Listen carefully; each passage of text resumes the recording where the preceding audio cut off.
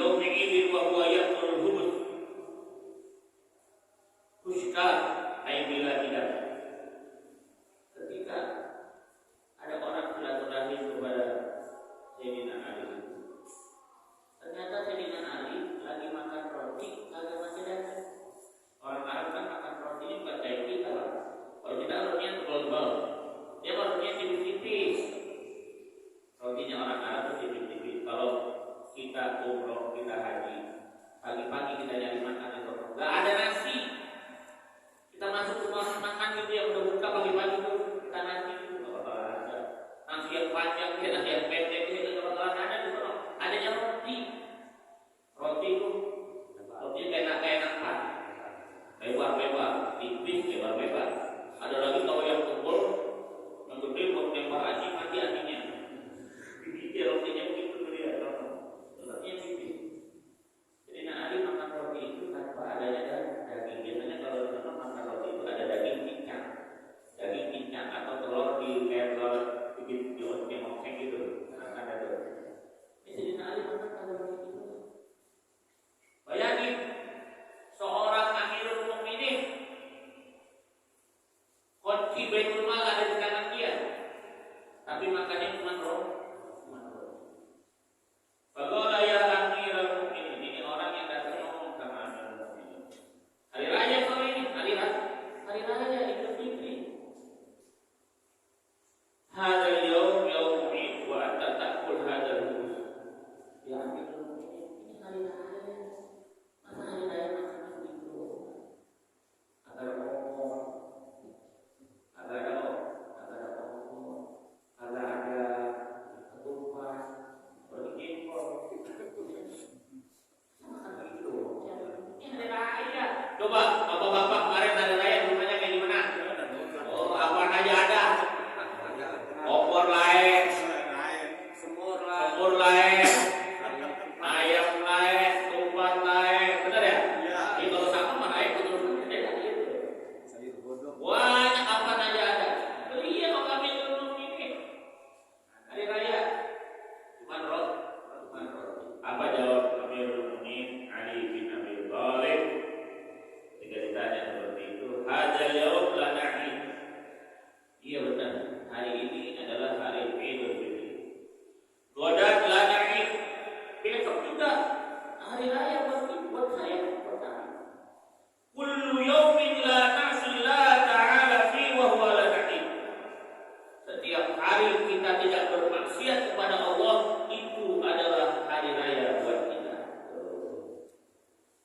Hari raya buat kita, kalau kita di hari itu tidak bermaksiat kepada Allah, itu hari raya, hari kemenangan. Kemenangan dari siapa? Kemenangan dari bisikan setan, kemenangan dari godaan setan.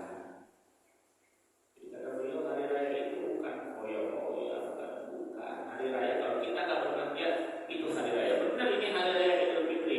Tapi setiap hari kita tidak bermaksiat kepada Allah, maka disitulah kita berhari raya. Karena itu kita selalu doa, ya Allah minal aidin wal fitrin. Ya Allah jadikan kami adalah orang-orang yang kembali dan orang-orang yang beruntung. Kembali apa? Kembali kepada yang fitrah. Kembali kepada kesucian. 1 bulan penuh kita ibadah di bulan Ramadan. Mudah-mudahan diterima, dosa kita diampuni oleh Allah. Maka kita fitrah itu jangan lagi diisi dengan maksiat. Jangan orang puasa, ada puasa ular, ada puasa ular. Ular. Ada ular sama ular. Beda kan ular. Kalau ular itu kobra, sanca,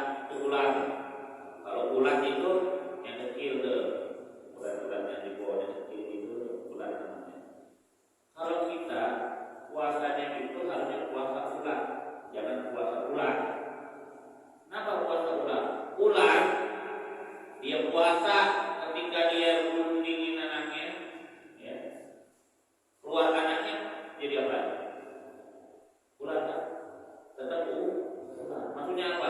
Sebelumnya kagak baik, habis puasa tetap kagak baik, kagak baik. Itu namanya puasa ulang.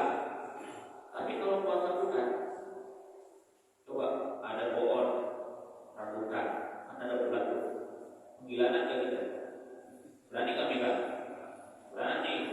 Tapi ketika dia udah puasa, jadi bohong. Yang keluar dari bohong apa? Tubuh kita terjaga. Kapan nggak tubuh? Puasanya seperti puasa sebelumnya mungkin banyak kesalahan, habis puasa kita jadi cakep seperti kubu seperti itu. Ya begitu kita. Ya, puasa itu dapat menyebabkan kita semuanya menjadi lebih baik, menjadi lebih baik. Maka berarti kita sudah berhasil, kita sudah berhasil. Jangan sampai kita menjadi hamba Ramadan. Hamba Ramadan. Maksudnya jangan sampai menjadi hamba Ramadan. Iya, ibadahnya bukan Ramadan doang, hamba Ramadan. Hamba Ramadan. Hamba Ramadan. Jangan sampai Ramadan, alhamdulillah begini ya. Walaupun itu menghormati bulan Ramadan iya, tapi itu dijadikan sebagai madrasah. Ramadan itu sebagai madrasah, sarana kita untuk belajar biar supaya 11 bulan ke depan itu lebih baik. Amin ya rabbal alamin. Hadirin yang dimuliakan oleh Allah Subhanahu wa taala. Melanjutkan pembacaan kitab Fawaidul Mukhtar. Kita masih membahas tentang masalah ilmu dan lain sebagainya. Keutamaannya, kehebatannya, fadilahnya dan lain sebagainya. Kita masih menuntut ilmu. Bicara tentang ilmu. Kenapa? Biar hati kita itu semakin mantap. Belajar kita semakin mantap. Taklim kita semakin mantap. Biar supaya kita penuh dengan keyakinan bahwasanya apa yang kita lakukan pada saat ini itu semua pahalanya sangat besar di hadapan Allah Subhanahu wa taala. Kalau kita menjadi orang yang tidak tahu, tidak mau belajar, maka kita akan merasa kita menjadi orang benar walaupun kita salah. Tapi kalau orang senantiasa belajar, dia akan tahu mana yang salah, mana yang benar. Orang kalau merasa udah benar aja kalau mau belajar, itu bawaannya susah dibilangin. Dia bawaannya benar aja. Pak, gurunya salah itu Pak. Apa sih udah benar begini? Itu kasih belakangnya kagak kena air. Udah tadi udah kena air. Padahal itu kagak kena air. Karena dia merasa benar, dia kagak bisa dibilang. Padahal kalau kita udah kaki, kudu dibasuh biar supaya airnya kena sampai ke mata kan. Tapi kalau orang udah dibilanginnya kagak mau, karena dia kagak mau belajar, kagak mau ngaji, tapi kalau dia ngaji, dikasih tahu begini, hadisnya begini, dia ngerti, oh berarti salah saya salah, maka akan ada upaya untuk berbaik. Di dalam kitab Fawaidul Mukhtar ini ada disebutkan anna rajulan min ahli Maghrib, ada seorang dari negara Maroko, annahu kana katsirul ijtihad fil ibadah.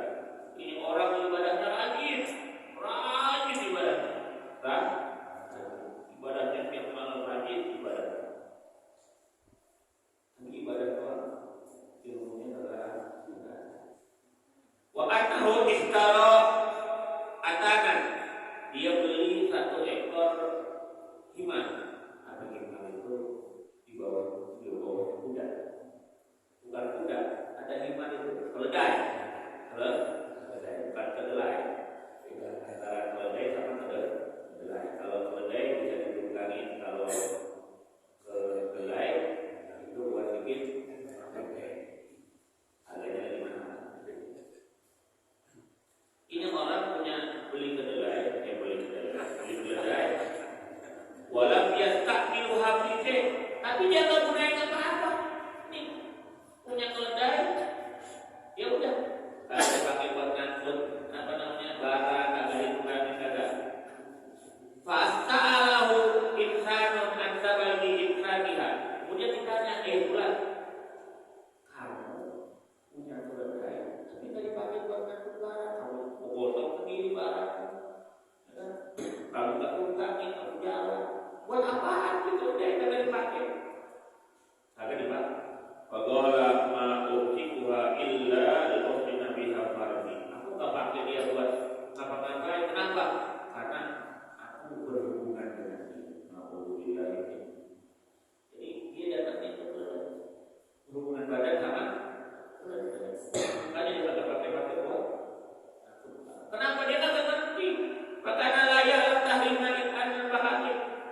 Dia kagak ngerti bahwasanya haram dia itu berhubungan badan dengan binatang karena nggak tahu ilmu ibadah doang nggak gunanya tapi kagak tahu ilmu.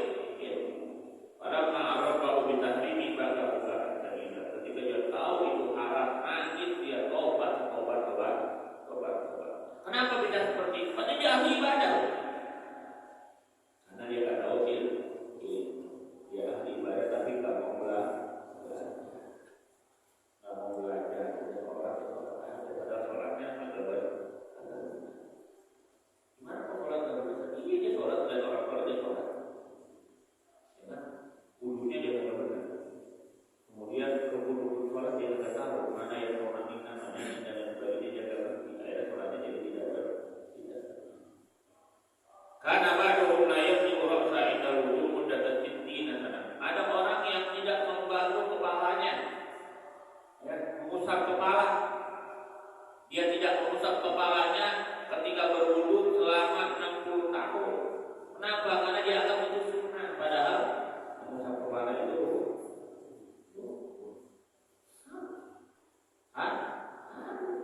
karena mengusap kepala itu rukun daripada wudu. Basuh muka, basuh tangan, basuh kepala, basuh kaki itu adalah wajib. Yang sunnah itu basuh telinga. Itu sunnah kepalanya wajib. Ya, karena perwajiban dia kita kalau kita nggak ngerti butuh belajar. Ya belajarnya di mana? Ya di dalam majlis-majlis itu yang seperti Al-Habib Abdullah bin Husain bin Tahir rahmatullah al-Badani huwa wal Habib Abdullah bin Abdurrahman bin Yahya qala aqtalana bi thalathati aqdi wajadna faqidatan wa fahatna wala ajahu illa jahal. Al-Habib Abdullah bin Husain bin Tahir ketika beliau sampai pada sebuah negeri, beliau bersama Habib Abdullah bin Umar bin Yahya, beliau bilang bahwasanya kami telah membatalkan 300 akad nikah. Kenapa akad nikahnya tidak sah? Maka kami batalkan dan kami perbaiki, kami ulang lagi nikahnya orang-orang tersebut.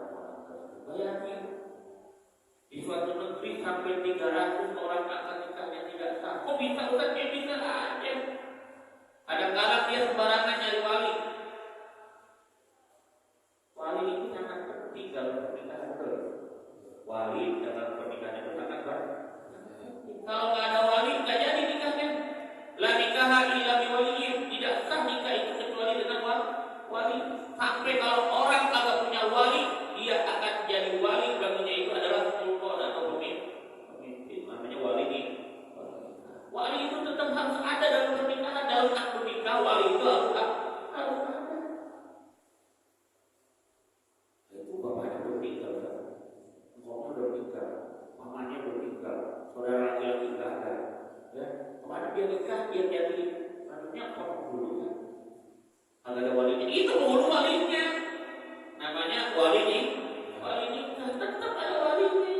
Kalau orang udah kagak ada lagi walinya, maka yang jadi walinya itu adalah sultan atau pemimpin di negara kita ini. Harusnya presiden, turun ke menteri, turun lagi ke kanwil, turun lagi ke turun lagi ke KUA. Maka kalau wali nikah pasti dia nikahin kepala KUA, kalau mungkin hulu yang biasa. Kenapa? Karena dia yang punya tanggung jawab untuk menjadi wali nikah. Kalau orang nikah wali nikah di KUA pasti kepala KUA yang ada, bukan hulu yang biasa. Karena yang mendapatkan mandat itu adalah kepala KUA. Itu kalau nikahnya di KUA. Jadi harus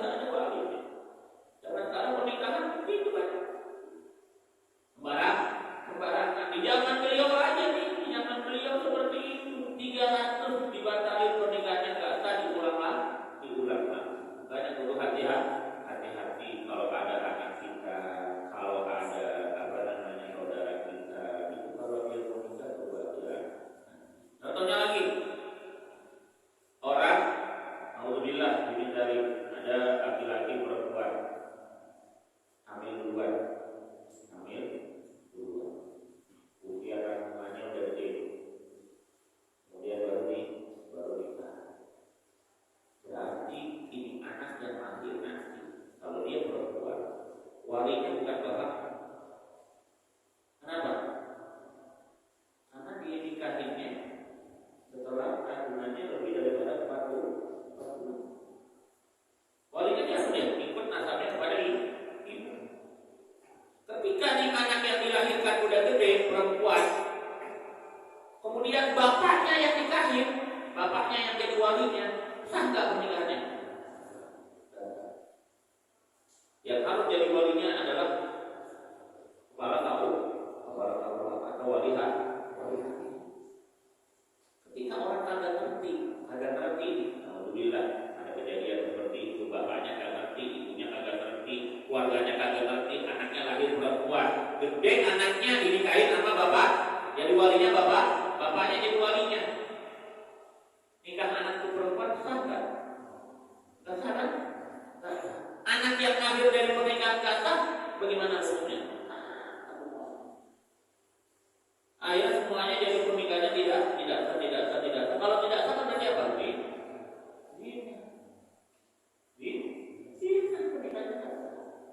Nah itu perlu diperhatikan. Makanya kalau sekarang kalau di KUA itu dilihat terus lahirnya anak. Kalau dia anak pertama ya, kalau dia anak perempuan pertama itu penghulu dan itu bapaknya nikah tanggal berapa di dalam buku nikahnya. Ini anak lahir tahun berapa? Dihitung kalau dia anak perempuan pertama ada hitungannya. Kalau anak itu perempuan pertama, misalnya gini, nikahnya bulan Januari tahun 2022. Kalau anak lahir bulan Februari tahun 2022, berarti jarak dari pernikahan bapaknya ke dia lahir cuma satu bulan. Itu pasti dipanggil tuh bapaknya sama ditanya dulu, kemudian disuruh ngaku deh. Ini bagaimana ceritanya anak yang terlahir ini?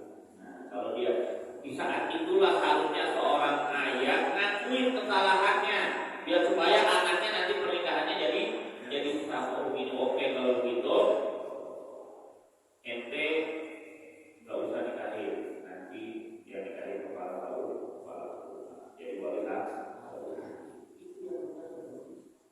Karena banyak hal itu. Nah ini kejadian 300 dibatalin sama dia. Ya. Kalau sekarang diteliti juga begini di Indonesia, berapa banyak yang dibatalin pernikahan?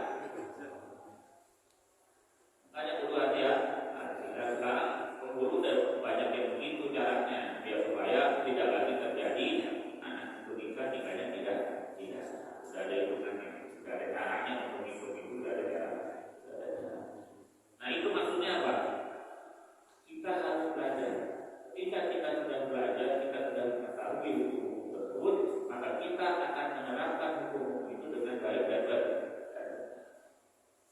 Hadirin yang dimuliakan oleh Allah Subhanahu wa Ta'ala. Ada juga sebuah cerita.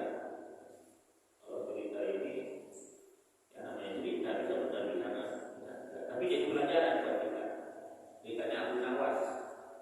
Abu Nawas kan ceritanya lucu. Abu Nawas suatu ketika dia pindah ke sebuah kampung. Abu Nawas ini diceritakan adalah orangnya gak pintar agama, tapi pintar otaknya.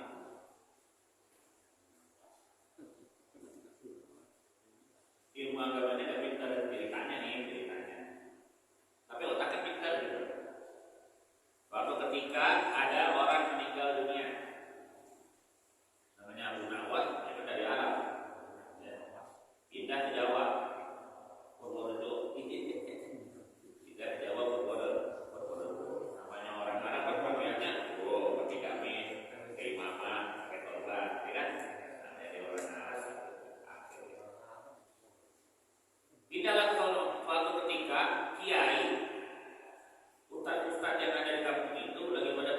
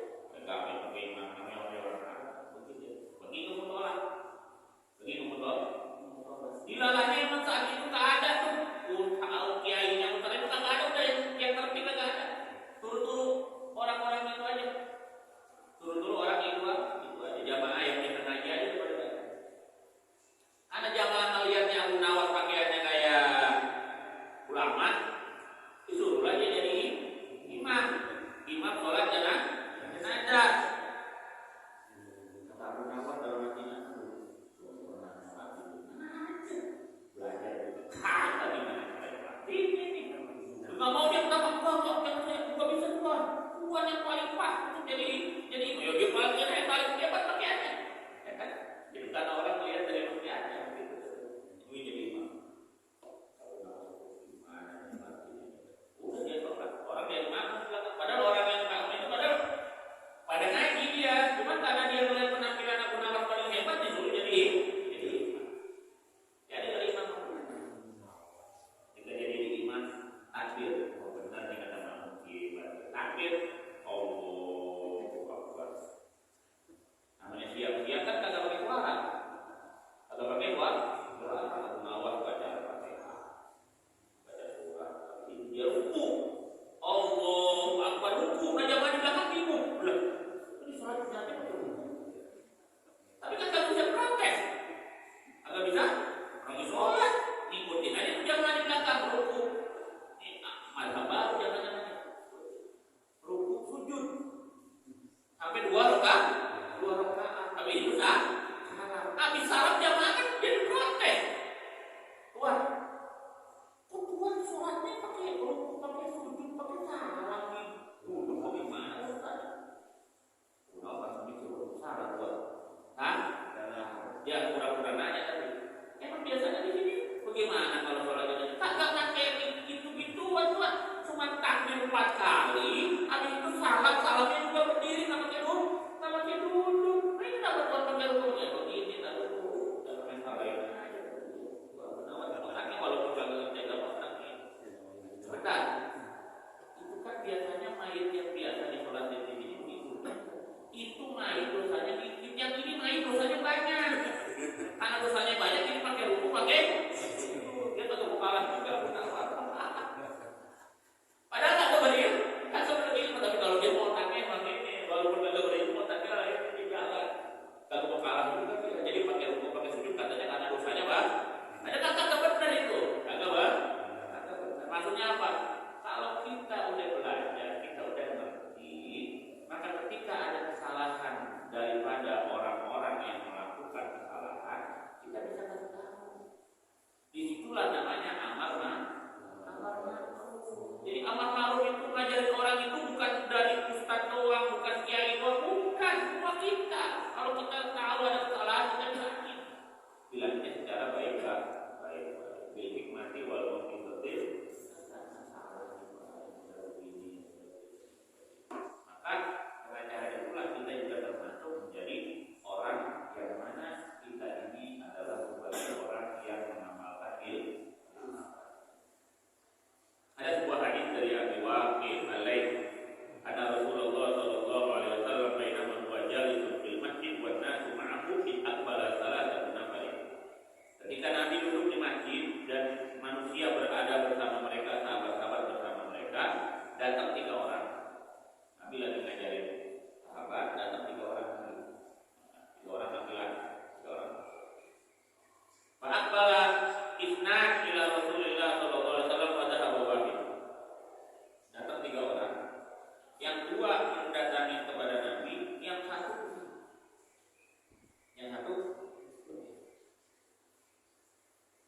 Waqafa ala Rasulillah sallallahu alaihi wasallam wa amma wahiduhuma fara'a furjatan fil halqah fajalasa fiha. Yang satu melihat masih ada celah kosong, maka dia duduk di celah yang kosong tersebut. Wa amal akhar fajalasa khalfahu. Yang satunya lagi karena dia sudah penuh cuma itu yang kosong, dia duduk di belakang sahabat Nabi yang pada lagi belajar. Wa amma salis fa'ad barozahiban. Yang satu lagi karena lihatnya udah penuh, ulang aja. Ulang aja. Falamma faraqa Rasulullah sallallahu alaihi wasallam qala. Ketika udah selesai pengajian, Nabi ngomong, Nabi berkata, "Ala ukhbirukum anin nafaris salas." Apakah kalian mau aku kasih tahu tentang 3 orang yang tadi datang itu? Amma ahaduhum fa'awa ilallah fa'awahullah. Yang pertama, yang tadi duduk di celah yang kosong itu, kata Nabi, dia telah menampung ilmunya Allah, maka Allah akan memberikan penampungan dia di hari kiamat.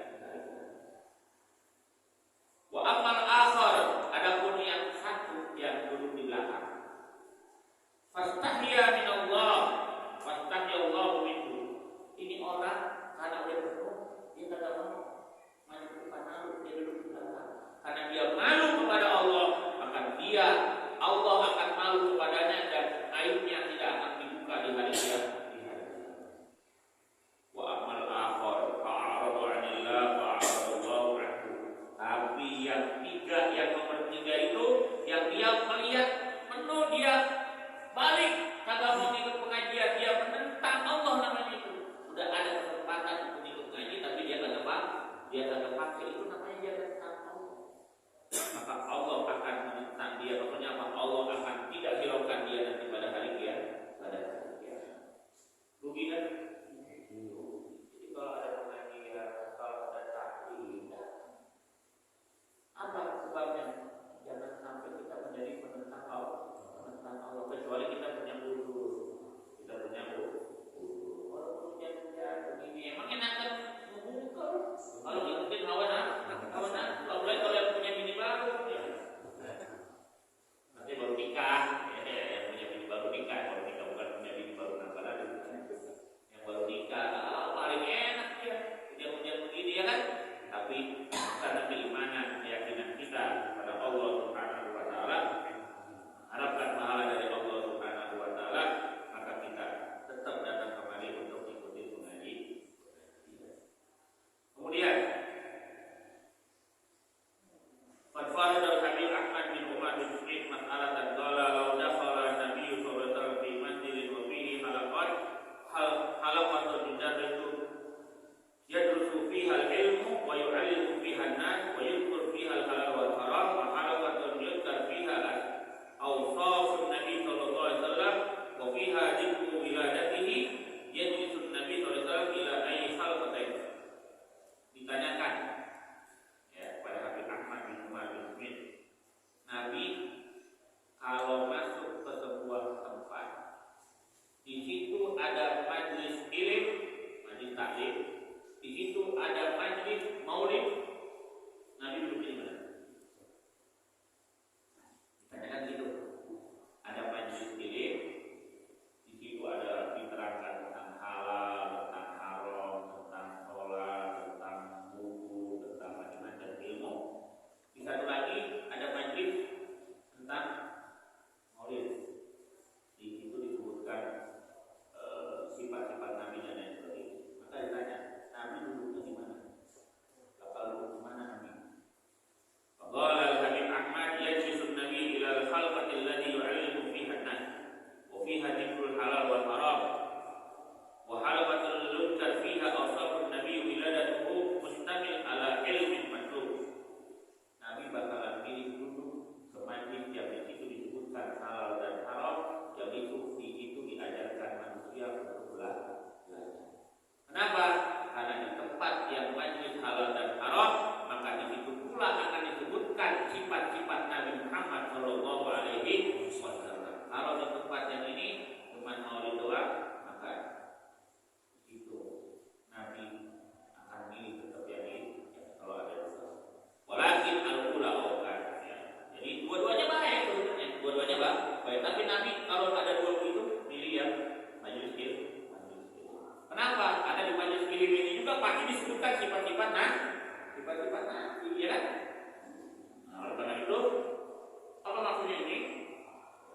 Bukan berarti mengadukan majlis ilmu dengan majlis maulid, bukan. Maksudnya apa? Majlis ilmu itu lebih utama.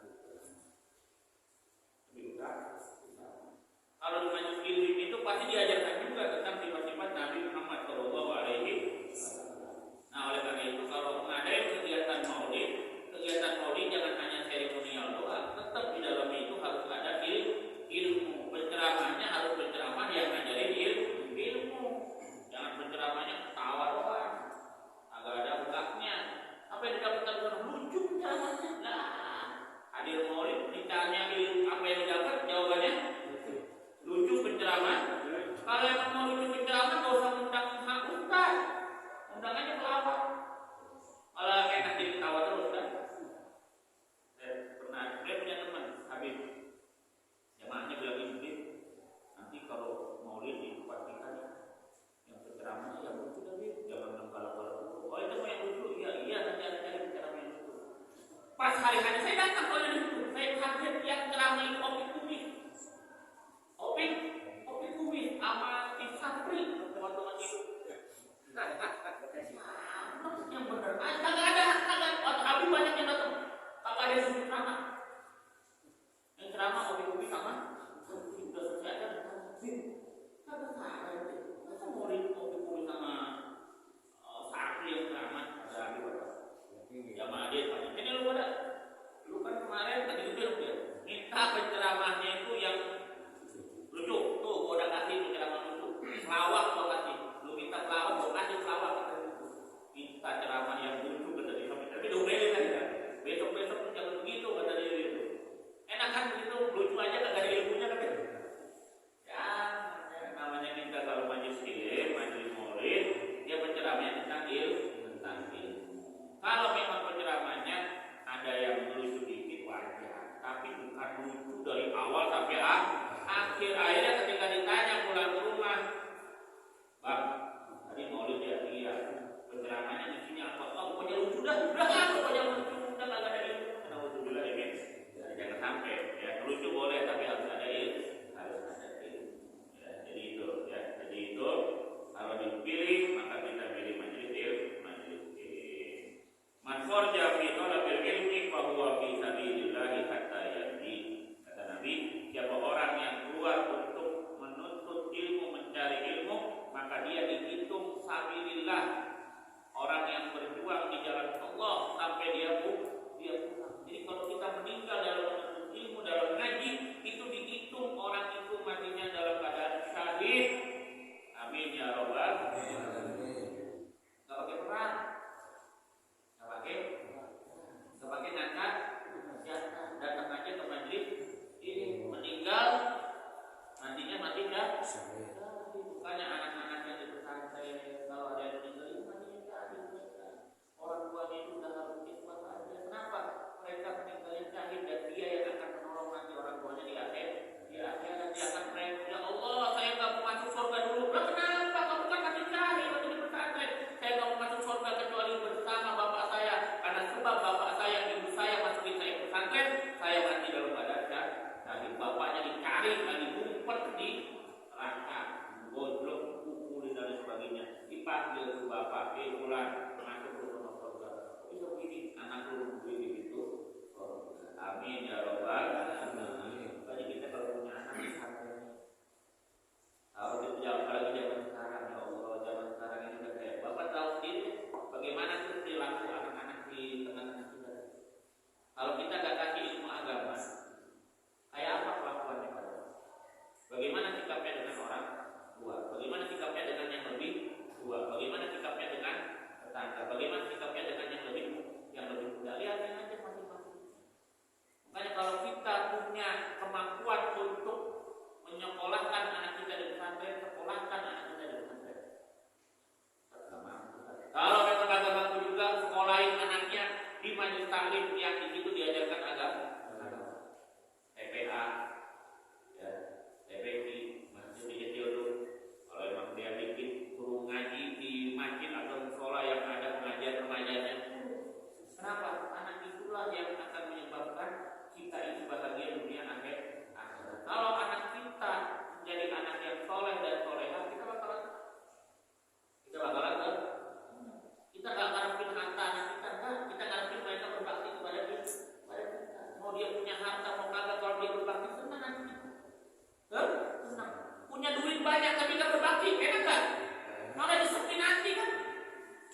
Itu banyak tapi pelit banget sama kita, alhamdulillah ini. Itu karena nggak berbakti. Tapi kalau anak yang berbakti, yang soleh dan solehah, walaupun dia kagak punya harta tapi dia hormat, dia sayang sama kita, itu ketika kita tua itu membahagiakan hati kita, membahagiakan hati kita. Ya, mudah-mudahan itu akan bermanfaat buat kita semuanya. Amin ya rabbal alamin. Terakhir kata Nabi, man ja'ahul maut wa huwa yatlubul ilma liyuhyiya bil Islam wa bainahu wa bainal anbiya fil jannah darajatun. Orang yang meninggal dalam menuntut ilmu untuk menghidupkan syiar agama Islam, ya, maka tidak ada jarak di antara dia dengan Nabi pada hari kiamat kecuali hanya satu darah.